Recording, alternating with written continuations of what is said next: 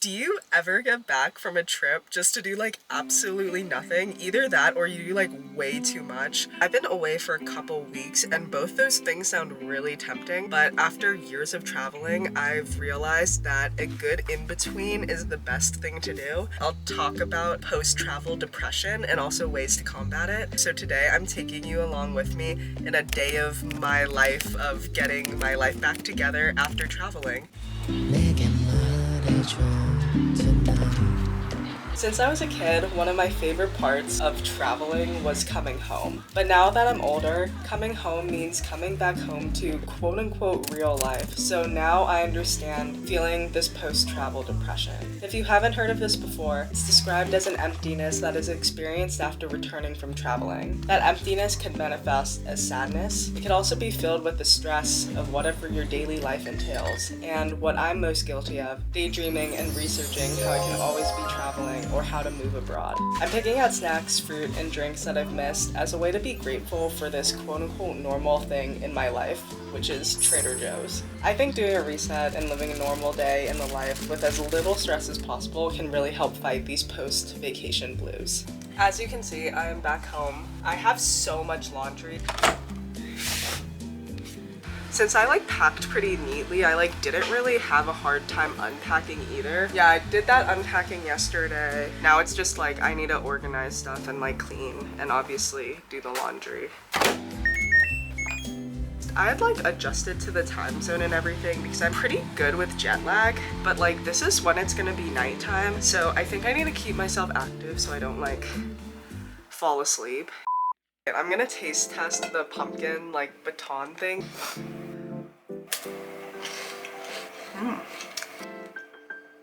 I could get addicted to these. So my room is not that messy, but it could still use some tidying up, so I'm gonna do that. Chill vibes.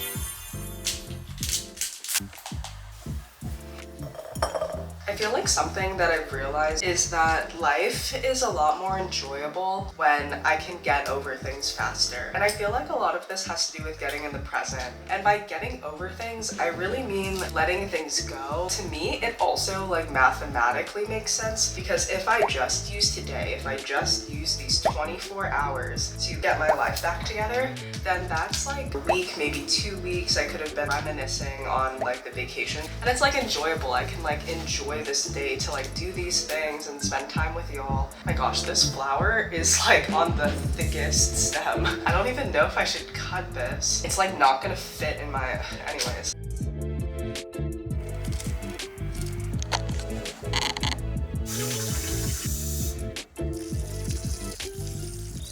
I have been loving my journal these days. I journaled while I was away, but I didn't go that deep. I say that I didn't go too deep because I really cut my thoughts short. I was either so excited to get along with my day or way too tired and needed to go to bed. But I've had so many thoughts. I went to a wedding and hanging out with my friends made me wonder what unconditional love means.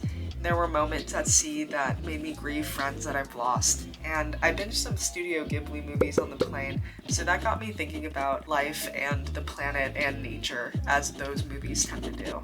I'm not that big on aesthetic while I journal because that used to prevent me from getting anything on the page. But these days I've loved gluing things in my journal. I actually have a friend who said he loves when his journal gets thicker from all the extra paper, stickers, and other things that fill in the bindings. I had hated this before because of how cluttery it looks, but I found myself doing this too. I saved random things from this trip, like the key card to the hotel, plane tickets, random pamphlets, and other random papers. It feels so sentimental, and actually doing this has been more meaningful to me than getting souvenirs.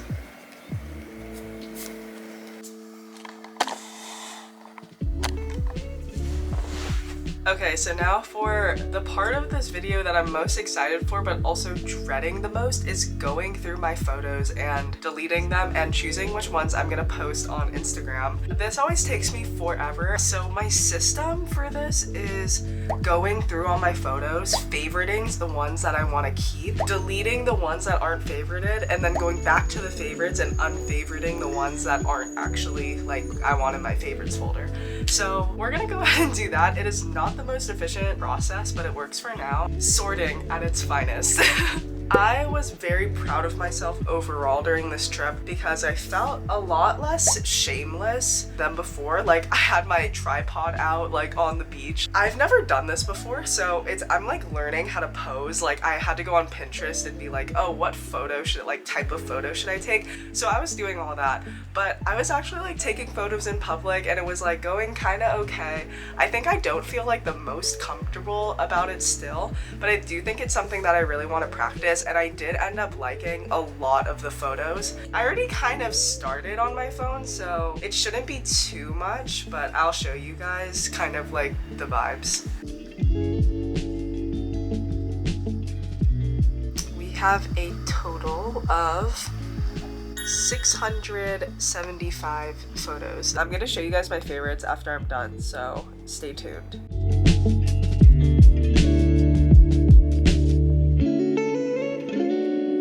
Alright y'all, I think we finally got it. We're gonna have a beach post, a night post, and just like a city post. So the city was like the first thing we did. So these are the photos that I really liked. Yeah. And then we have a night post. I love this photo of me, so that's gonna be first. And then it's kind of just like night vibes and food.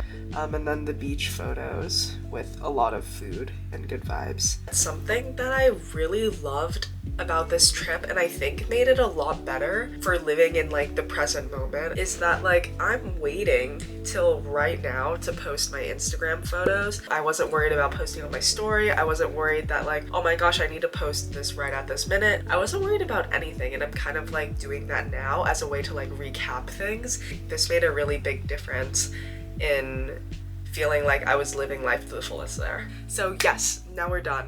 Thank you so much for doing that with me. I literally could not have gotten myself to do it without you. And this is really gonna help me like finish vacation. Like, you know, a trip is over after you post it on Instagram. And yeah, I'm gonna get ready for dinner. I'm literally so excited. I have been craving Korean food like ridiculously. And of course I'm gonna show you guys, so let's go.